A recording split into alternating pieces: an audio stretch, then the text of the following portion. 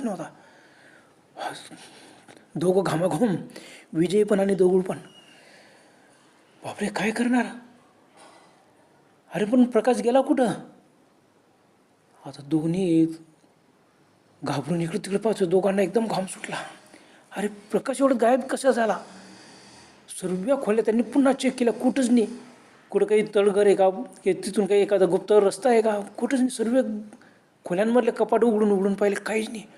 मग एका खोलीत आले, ते मेन हॉलमध्ये आलेत. मेन हॉलमध्ये आल्यावर दोघं विचार करू लागले, काय करायचं. विजय आणि दगडू दोघांना दरदरून घाम सुटला. अरे बापरे, प्रकाश एवढ्यामध्ये गेला कुठं? तेवढ्यामध्ये प्रकाश चाव झाला. विजय, दगडू, मी इकडे, इकडे या. अरे शांतपणे बोलतो हा. इतक्यात त्यांनी एकदम किंचडी मारली. त्यांनी शांतपणे कसं काय बोलतो? तर घाबरले. पुन्हा त्या घरात इकडे तिकडे फिरू लागले.